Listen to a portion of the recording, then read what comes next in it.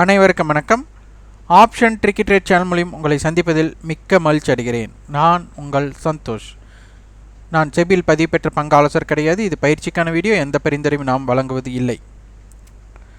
இன்றைக்கி பார்த்தீங்கன்னா ஜூலை 17ஆம் தேதி பேங்க் நிஃப்டி வந்துட்டு ஒரு பிக் ரேலி நம்மளுக்கு அமைஞ்சிருக்கு.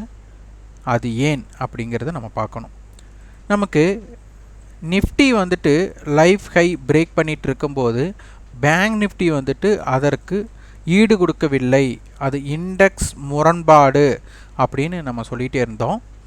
அப்போது சந்தை நிஃப்டி ஏறின அளவுக்கு பேங்க் நிஃப்டி ஏறாமல் இருந்தது. அப்போது சென்ற வாரமே சொன்னோம், ஒன்றும் பேங்க் நிஃப்டி நல்லா ஏறக்கணும்னு வாய்ப்பாக இருக்கும், இல்லைன்னா நல்லா இறங்குறக்கு வாய்ப்பாக இருக்கலாம். நிஃப்டியோட ஏற்றத்தை நிறுத்தி வைத்து பேங்க் நிஃப்டியோட ஏற்றம் கூட இருக்கிறக்கு வாய்ப்பு இருக்கலாம் அப்படிங்கிற ஒரு பதிவை நம்ம கொடுத்துருந்தோம்.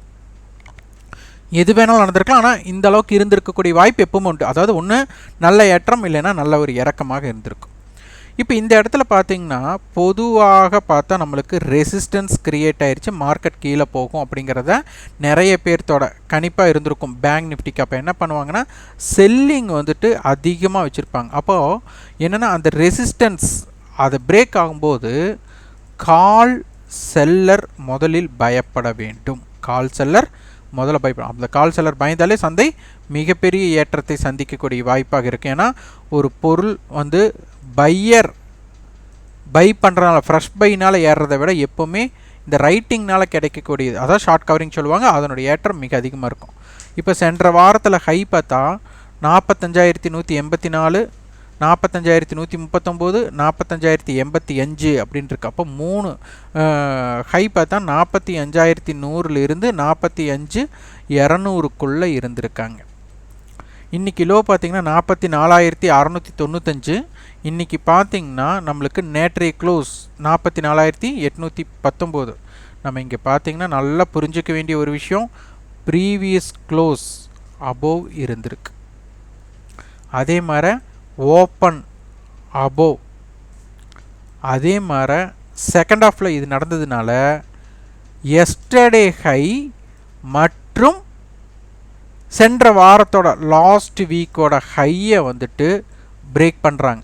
அந்த பிரேக் பண்ணுற சூழ்நிலையில் நீங்கள் வரைபடம் எடுத்து பார்த்தாலே தெரியும், இந்த விலைக்கு அதன் பின் அதனுடைய ஏற்றம் மிகப்பெரிய ஏற்றமாக இருந்திருக்கும். இது இரண்டாம் பகுதியில் நடைபெற்றதுனால கண்டிப்பாக செல்லர் பயப்படக்கூடிய வாய்ப்பாக அமைந்து விட்டது. இதுதான் பிரேக் அவுட், மிக முக்கியமான பிரேக் அவுட். இந்த பிரேக் அவுட் வந்துட்டு கால் செல்லர் பயந்ததும் அதே மாதிரி அவனுடைய எதிராளி பயந்ததும், அதுதான் நம்மளுக்கு ரொம்ப ரொம்ப முக்கியமானதாக இருந்தது. இன்றைக்கி பேங்க் நிஃப்டியோட தாக்கம் மிக அருமையாக இருந்தது. பேங்க் நிஃப்டிக்கு முக்கியத்துவமே இதுவரை நம்ம கொடுக்காம இருந்திருந்தோம். நிஃப்டி பேசுவோம், பேங்க் நிஃப்டி பற்றி பேசவே மாட்டோம். ஆனால் இன்றைக்கி பேங்க் நிஃப்டியோட ரியாக்ஷன் பார்த்திங்கன்னா, நம்ம காலையில் போட்ட வீடியோவில் கூட நிஃப்டி பாசிட்டிவ்லேயும் பேங்க் நிஃப்டி நெகட்டிவில் இருக்குன்னு பேசியிருந்தோம். அது இன்றைக்கி அப்படியே பேங்க் நிஃப்டி வந்துட்டு பாசிட்டிவ் ஆனதுக்கப்புறம் அதனுடைய தாக்கம் நீங்கள் பாருங்கள். 45,000 கால் பார்த்திங்கன்னா 164 ரூபா, அவங்களுடைய லோ 121 ரூபா, இன்றைக்கி 600 ரூபா, கிட்டத்தட்ட 244% உங்களுக்கு பாசிட்டிவில் இருந்திருக்காங்க. அதுவே அதற்கு அடுத்து இருக்கிற ஸ்ட்ரைக்ஸ் எல்லாம் பார்த்திங்கன்னா தெரியும். 45,200 கால் 95 ரூபாய், 444 ரூபா, 338%.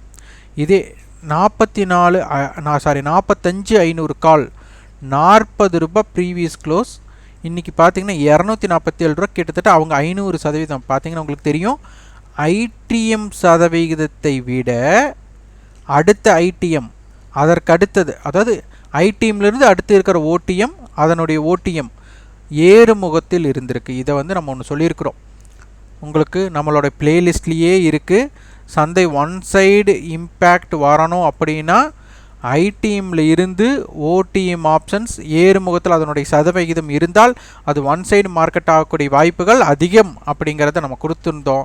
அதே போல் ஐடிஎம் ஆப்ஷன் 244%, ஐடிஎம்க்கு அடுத்து, அதாவது 45,000 காலுக்கு அடுத்தது 45,200, அதுக்கு அடுத்த ஓடிஎம் சொல்லலாம், ஐடிஎம்லேருந்து ஓடிஎம்.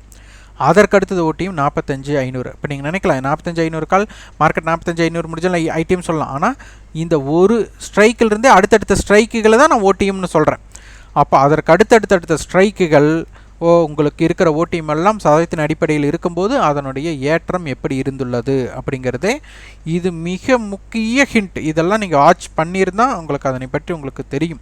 அப்போ நம்ம சொல்லியிருந்தோம் 45,000 கால் கொடுத்துருக்காங்க 164 போது 45,164 அப்படிங்கிற ஒரு இடத்த நம்ம சொல்லியிருந்தோம். அதனை கடந்ததுக்கப்புறம் அதனுடைய ஏற்றம் மிக அருமையாக இருந்தது. அதை நீங்கள் வாட்ச் பண்ண தெரிஞ்சிருக்கோம்.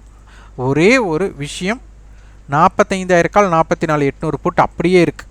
இது வந்து மாறி இந்த 45,500 காலும் 46,000 காலெல்லாம் இங்கே வந்திருக்கணும். இது ஒன்றே ஒரு சின்ன விஷயம் மட்டும்தான் முரண்பாடு. நாளை தினம் என்ன வேணாலும் நடக்கலாம். அதனால் நாளை தினம் எப்படி இருந்தாலும் பரவாயில்ல. ஆனால் மார்க்கெட் வந்துட்டு ப்ராபபிலிட்டி ஆஃப் சான்சஸ் நம்மளுக்கு வந்து பெரிய கேப் அப் இருக்கக்கூடிய வாய்ப்புகள் குறைவு. சந்தை எப்படி வேணுமானாலும் இருக்கலாம். ஆனால் அட்டவணையில் என்னென்னா அடுத்த ஓடிஎம் ஆப்ஷன்ஸ் நம்மளுக்கு வரலை, அதிகமான ட்ரேடிங் நடக்கலை. ஆனால் என்ன வேணாலும் சந்தையில் நடக்கலாம். ஆனால் ப்ராபபிலிட்டி ஆஃப் சான்சஸ் இதுவரை நம்ம பார்த்த வரை இருக்கிறது தான் நம்ம சொல்கிறோம். இது வந்து உறுதியாக நம்ம சொல்ல கிடையாது. இது வந்து நம்மளுக்கு வந்துட்டு ஒரு பெரிய கேப் அப் இருக்குமா அப்படிங்கிறது ஒரு கேள்விக்குறியாக தான் இருக்குது. நாளை தினம் என்ன அப்படிங்கிறதை நம்ம பார்க்கலாம். அடுத்து நிஃப்டி, பேங்க் நிஃப்டியோட லெவல்ஸ் பார்த்துலாம், ஆப்ஷன் செயின் பார்த்துலாம். இம்ப்ளைட் வாலிட்டி கொஞ்சம் நம்மளுக்கு அதிகரித்துள்ளது. இப்போ 45,400 மார்க்கெட் முடிஞ்சதுனால 45,400 கால் 400 புட் பார்த்திங்கன்னா உங்களுக்கு மொத்தம் 400, அதாவது 500 ரூபா ப்ரீமியம் வராங்க. அப்போது 44,900 இருந்து 45,900 வரை சந்தை இருக்க அதிகமான வாய்ப்புகளாக இருக்கும். அடுத்தது நிஃப்டி.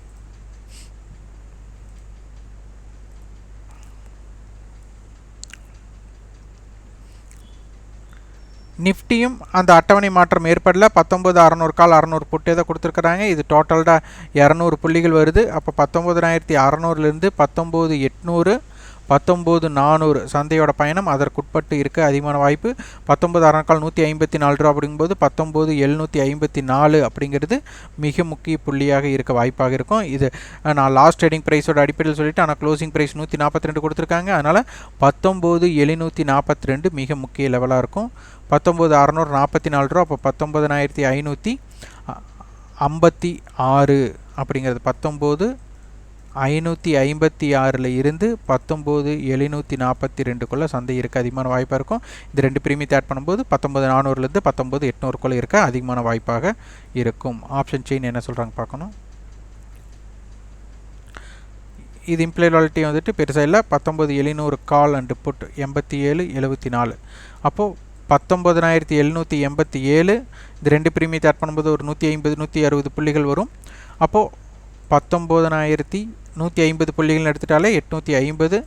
19,774 போது 19,626. அதே மாதிரி 150 புள்ளிகளும் போது 19,550. இது சந்தையோட ரேஞ்சாக இருக்க அதிகமான வாய்ப்பாக இருக்கும். இதனை ஆய்வு செய்து நீங்கள் முடிவெடுங்கள். இந்த வீடியோ உங்களுக்கு பயனுள்ளதாக இருந்தால் லைக் பண்ணுங்கள், ஷேர் பண்ணுங்கள், சப்ஸ்கிரைப் பண்ணுங்கள். கண்டிப்பாக உங்கள் ஃபீட்பேக்கை கமெண்ட் பாக்ஸில் பதிவு பண்ணுங்கள். நன்றி, வணக்கம்.